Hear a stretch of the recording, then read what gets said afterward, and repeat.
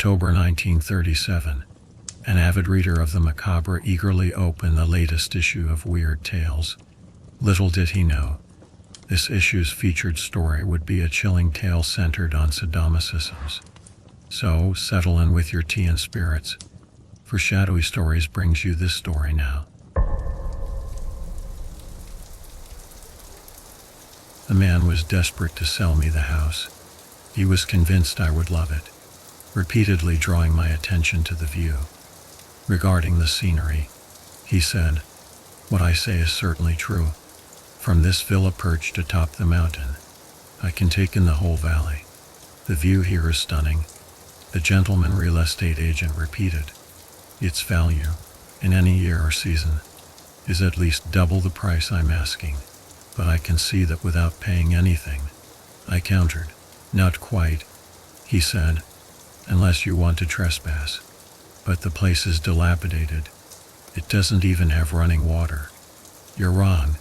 He then broke into a brilliant smile, revealing a full set of gold teeth. "Listen." We fell silent, and the sound of rushing water filled the air. I turned and followed the sound, discovering a marble Cupid statue, strangely spouting water into a wall-mounted basin. I commented, laughing, "They have similar contraptions in Brussels and Madrid. It's quite amusing." "But I continued, "I want modern plumbing. Why bother with a modern bathroom when you can luxuriate in this view? Wouldn't you agree, sir?" It seemed I wouldn't get any concessions from him. I wrote a check and took his receipt. I was now the owner of a mountaintop, seemingly derelict stone house. But he didn't know, and I wouldn't tell him, that my journey to Italy was solely for this Cupid fountain, to take it back to America. I knew everything about this peculiar marble sculpture. My friend, George Seabrook, had left me a letter about it, only one, then disappeared without a trace. Goodness knows where he went. That's George, an athlete, always rushing from one competition to another, constantly on the move. Now that I owned the fountain, I began to consider where it would look best in my New York home. I sat on a marble bench, examining the fountain, my gaze drifting to the midday valley before me. The real estate agent wasn't lying. The view was indeed exquisite. I stretched, glanced at my car, and went inside. Two peasants, an old man and an old woman, sat in the kitchen. They both stood as I entered. "Who are you?" I asked in English. They simply smiled and waved. I switched to Italian and repeated the question. "We work here." "For whom?" "Who is the owner?" "Whoever employs us." This puzzled me. "Have you been here long?" "We've always lived here. This is our home." This amused me. "You mean, owners have come and gone, but you stayed?" "It seems so, sir." "Many owners?" "Yes. They come and go. Several. Mostly nice young fellows like yourself. But they don't stay. They buy it to see the view, have a few meals with us, and then they leave, and the villa changes hands." The man shrugged. "We just work here." "All right. I won't get anything more from you. Prepare dinner and leave it under the vine. I'll eat while enjoying the view." The woman went to cook. The man stepped closer. "Shall I take your luggage to the bedroom, sir?" "Yes. I'll go with you." He led me to a second-floor room with a bed and a very old chest of drawers. The floor and everything else were spotless. The walls were freshly painted, the smooth white surface concealing paintings, poems, or perhaps other thoughts, the melancholic scribbles of my predecessors. "All the owners of this house have slept here," the old man replied. "Yes, all of them." I immediately asked, "Was there ever a George Seabrook?" "I think so. They come and go. I'm old. I don't remember well." His answer sounded more evasive than uncertain, so I pressed on. "Are there always new owners?" "Of course. Someone has to pay us." I solemnly placed a gold coin in his eager hand. "Where did they go?" "Business." "Or elsewhere?" He looked at me with his aged eyes and slowly said, I don't know. Sir, they didn't stay long. Clearly, the old man wouldn't reveal more. But my mind raced. Fixed servants. A fixed villa, yet a constant stream of owners. They bought the house, wrote on the walls, and left. And my real estate friend would sell it to the next person. What a profitable business. Soon after dinner, the late afternoon arrived. The sky darkening, threatening rain. The old man showed me a parking spot, a recess in the house wall, one side completely exposed but sheltered from the elements. The stone floor was stained black with oil. Clearly more than one car had been parked there. Other cars have been here, I asked. The old man replied, yes, back under the stone colonnade. I waited for the storm. The maid was lighting candles. I took one. I want to explore the house. He didn't object. I began on the ground floor. Some rooms were clearly servants' quarters. One was the kitchen, and to others might have served as dining room or living room. There was little furniture. The walls were dark with mildew from age, so I decided to explore the basement. The so-called basement was actually a cubic pit carved into the mountaintop. It was ancient, unsettling. I had a feeling it was once a tomb.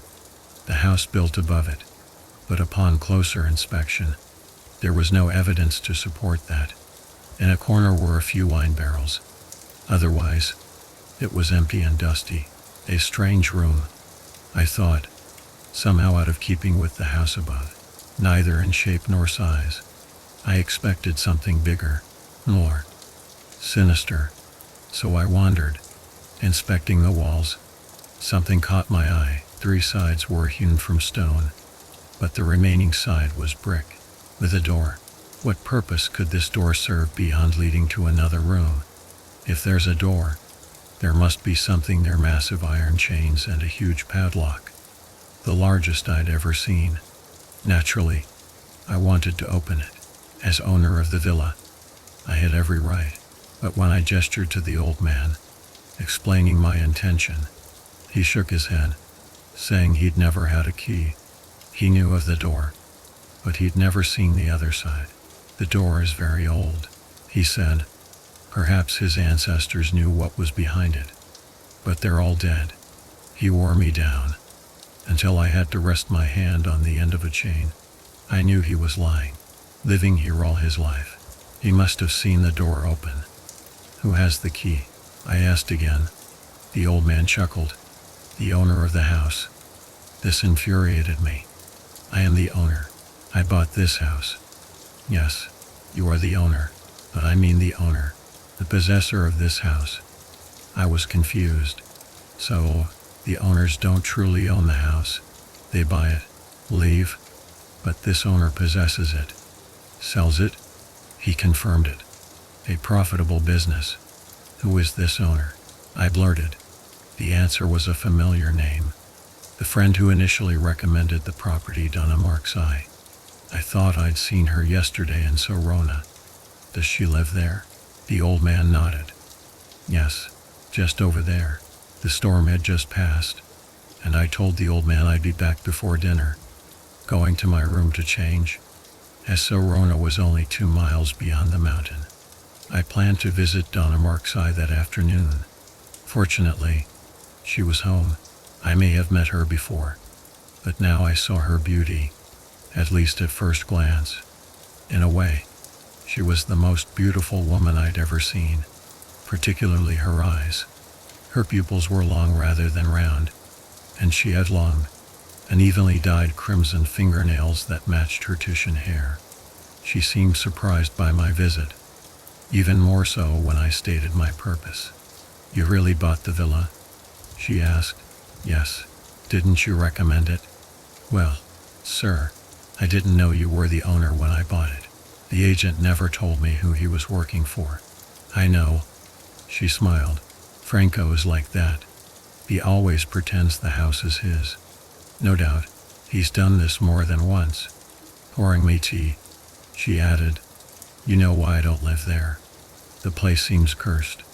After drawing up the retention clauses and then selling it, the owners stay a day or two.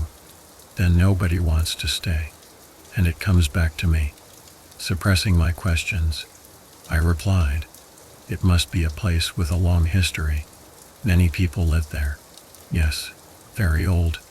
It's been in my family for centuries. I try to get rid of it, but young people don't stay. What can I do?" She shrugged meaningfully. I countered, "Perhaps if they knew, like me, that the land's rightful owner is you, they might be content to stay in Sorona." "Oh, you flatter her," she replied. The room fell silent. I could hear her deep breaths, like a purring cat. "They come and go," she finally said. "So after they leave, you sell it to someone else?" "Of course," I said. I hoped someone would stay. I cut to the chase. "I'd like to stay, but on one condition. I want the key to the basement door." She didn't seem surprised. Are you sure you want it?" "Of course. It's my villa, my basement, my door. I'll take the key. See what's on the other side." "Is that so hard?" As I spoke, her pupils narrowed to slits. She stared at me for a second, 5 seconds, then opened a drawer beside her chair, pulling out a key and handing it to me. It was heavy, 8 inches long, a pound in weight, worthy of the door it unlocked. I thanked her and left. 15 minutes later, I returned, apologizing profusely, explaining my volatile nature, telling her whatever was on the other side of the door, belonging to her family, could stay there. It didn't matter to me. Returning the key, I kissed her hand and left. This was just an act. A woman of her stature probably wouldn't notice the street vendors below, among them a locksmith. While I feigned disinterest, the locksmith was already making a wax impression of the key. An hour later, I was back at the villa, with a key in my pocket, a key I was sure would open the door. I believed the cat-eyed woman would think I'd lost interest in the door and what lay beyond. As the car pulled into the villa's parking area, a full moon rose over the mountain. I took my grandfather's candlestick, went up the stairs to the bedroom, and fell asleep. I woke to the soft moonlight. It was midnight. I heard, or thought I heard, a low hum. Then it vanished, replaced by a deeply solemn piece of music, floating in the air, seeming distant, only perceptible with intense listening. A faint rhythm. I grabbed my flashlight, the key in my pajama pocket, and slowly descended the stairs. Snoring from the servants' quarters indicated a deep sleep. Whose sound was that? I reached the basement, inserted the key. It turned easily. No rust. The springs and tumblers oiled. Someone had been through this door recently. As I was about to open it, a woman's voice drifted in, singing in Italian. An operatic passage, followed by applause, then repetitive and pleasant humming, and a scream. Someone injured. That was the sound I'd heard in the bedroom. It came from behind this door. A great mystery awaited. But I wasn't ready, so I turned the key back, locked the door, and tiptoed back to bed. I was scared, yet my mind raced. Owners came and went. Bought the house. Vanished. Walls repainted. What secrets lay beneath the whitewash? What was the basement door's connection? Why the servants feigned ignorance? What was behind the door? No easy answers.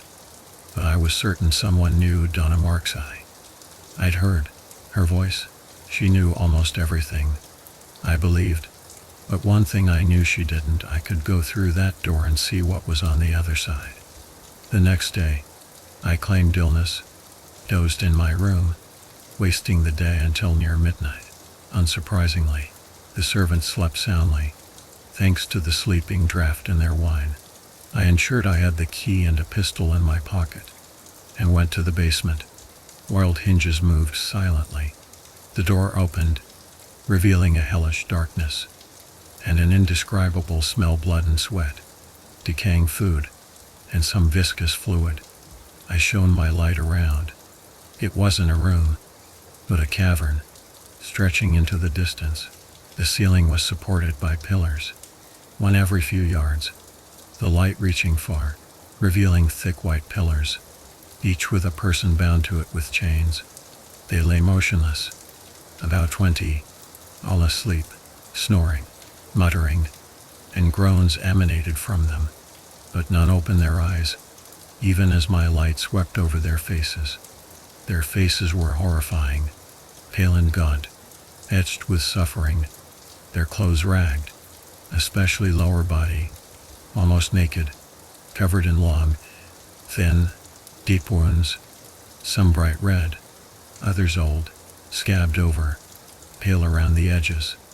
Their sunken eyes, and lack of reaction to my light, revealed a sickening truth. They were blind, or had been blinded. A chill went through me. A blind man doomed to eternal darkness, chained to a pillar was bad enough, but this was far worse. A terrible thought occurred to me. These people, were they the villa's previous owners? They came, bought the house, left, not for work, business, but to be imprisoned in the house's basement. Donna Mark's eye. I muttered, what lurks behind those cat eyes? If you're involved, you're not a woman. You're a beast. I grasped the truth. Each owner asked her for the basement key, and upon entering, never left. Tonight, she and her servants weren't prepared. She didn't know I had the key. Close call, I thought. Perhaps among these sleeping figures was George Seabrook. We'd played tennis, like brothers, and he had a large, star-shaped scar on the back of his right hand. This thought spurred me on. I carefully moved between them, checking each right hand. On one, I found a scar remarkably similar to the one I remembered. But this man, this skeleton of a man, chained to the stone, was blind. Impossible. This can't be my George, the cheerful young tennis player. Impossible. The discovery sickened me. How could this be explained? What did it mean? If Donna Mark's eye orchestrated this, what was her motive? I went deeper into the cavernous chamber, the path seemingly endless. Many pillars had only empty chains. Then, from a tunnel ahead, I heard singing. I quickly retreated to the doorway, hiding behind a large rock in the shadows.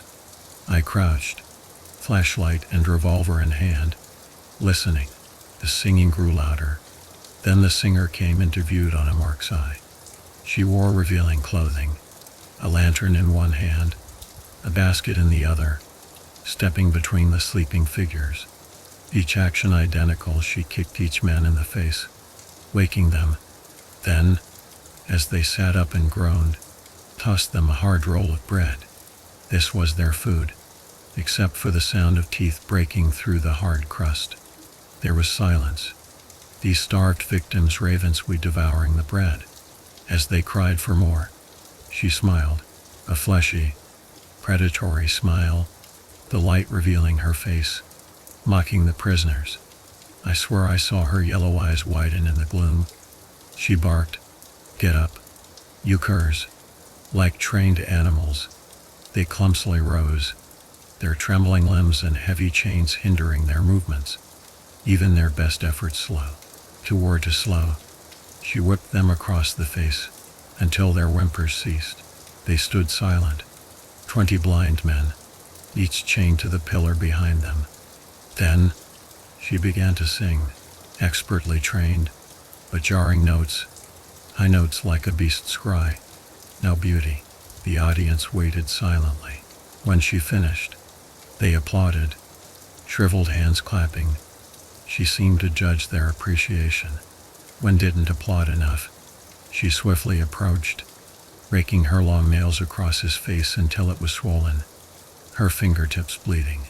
As she sang her second song, the man clapped louder than anyone else. He learned his lesson. This time, as a reward, she pulled down his last shred of tattered trousers, stroking him, occasionally piercing his flesh with her sharp nails, and engaged in a revolting act. Finally, she gave each man a piece of bread and a spoonful of water. lifted her lantern and basket, and disappeared down the tunnel. The blind men cried out in impotent rage and collapsed onto their pillars. I approached my friend, took his hand. George Seabrook. I whispered his name. He sat up, cried, Who's calling me? Who's here? It was him. I told him everything.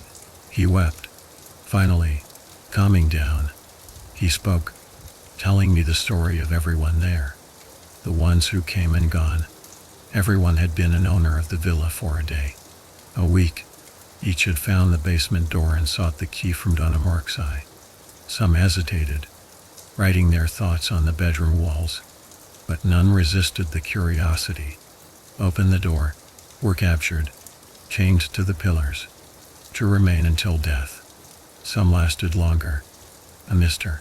Smith from Boston, over 2 years, though he coughed badly, near death, but tenacious. After George's story, I whispered, Were your eyes destroyed? Yes, the first night. She clawed them out. Does she come every night? Yes, every night. She feeds us, sings. We applaud. Then she takes what she wants. When someone dies, she removes the body, throws it into a hole. Sometimes she talks of the hole, boasting of filling it with corpses. But who helps her? The real estate agent, Franco, I think, and the old couple upstairs. They must have drugged me. Some say they woke up chained to the pillars. Leaning close, I whispered, George, if she comes to sing, you're not chained. What will you do? If the others aren't chained? George asked them. He yelled wildly, Go, ask them. I know what I'll do. I know. Then he cried, rage helpless, tears streaming from his empty sockets. I calmed him. Does she always come at the same time? As far as we know, yes, but time doesn't matter to us.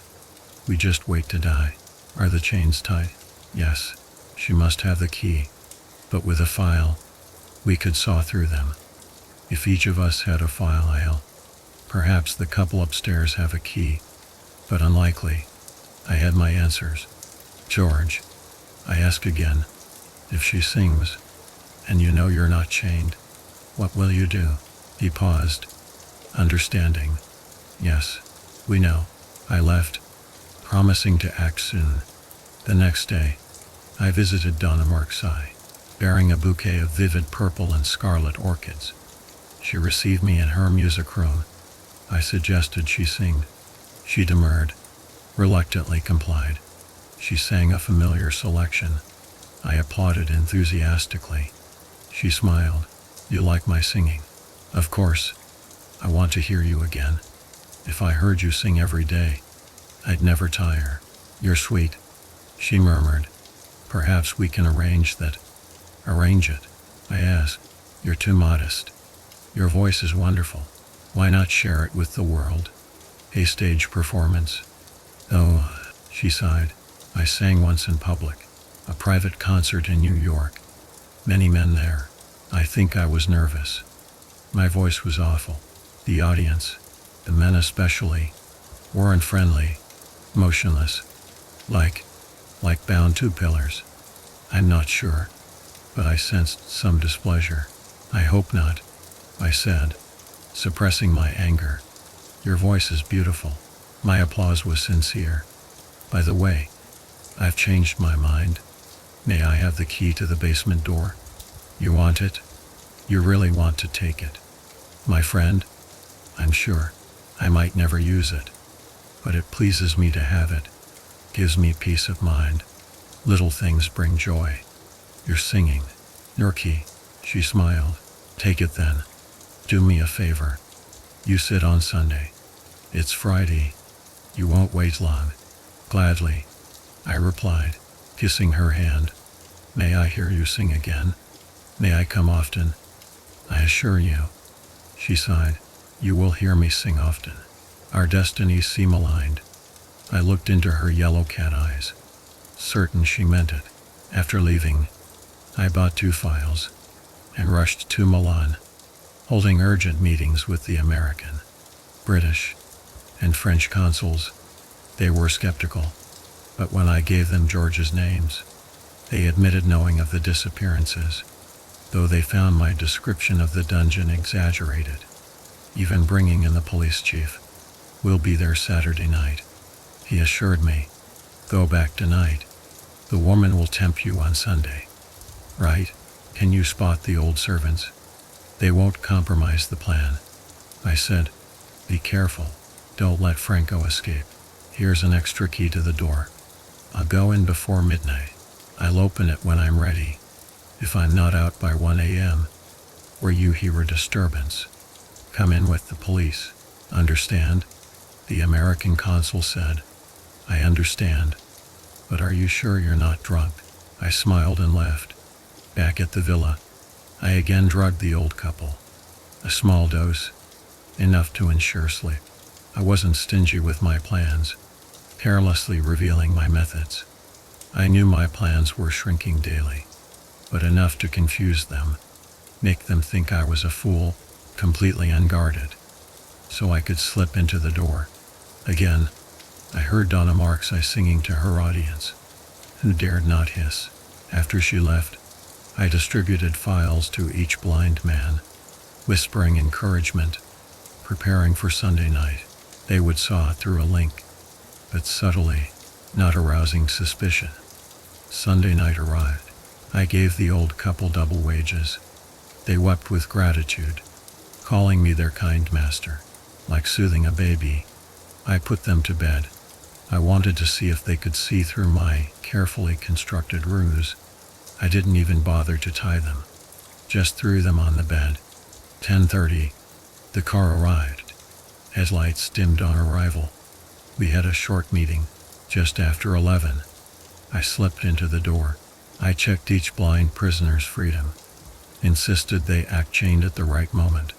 They trembled, not from fear, but exhilaration. I hid, waited. Soon, I heard singing. 10 minutes later, Donna Markseye appeared, lantern in hand, in the tunnel.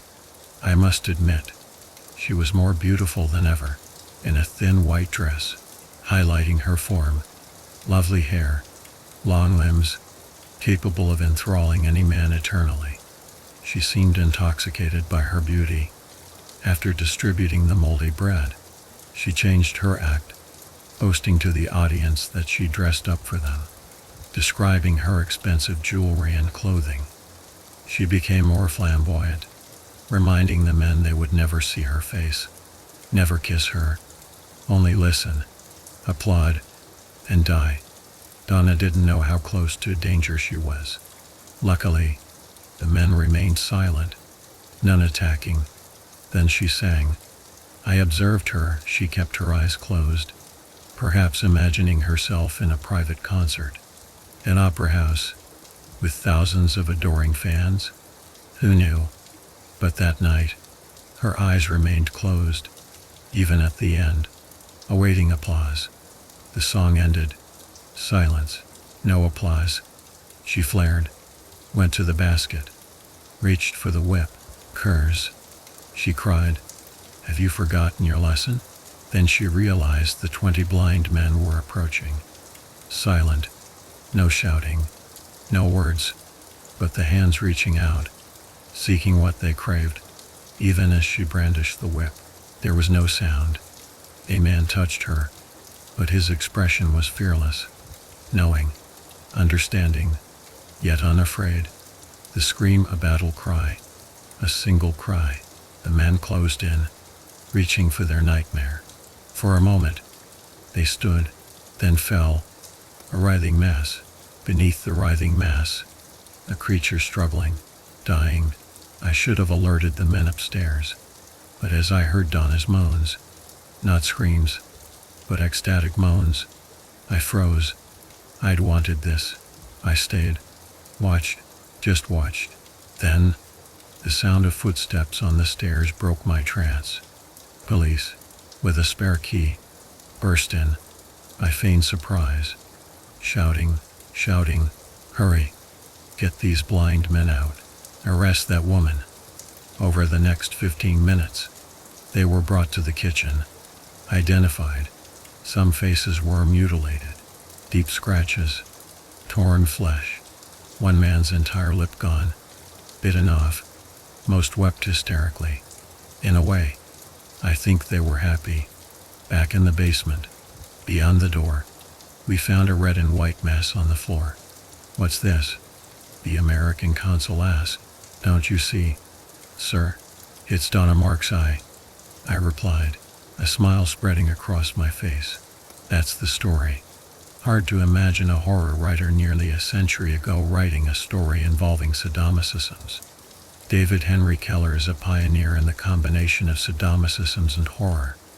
In the future, I'll bring more strange tales from Weird Tales. If you like this series, leave a comment. Good night. See you next time. Goodbye.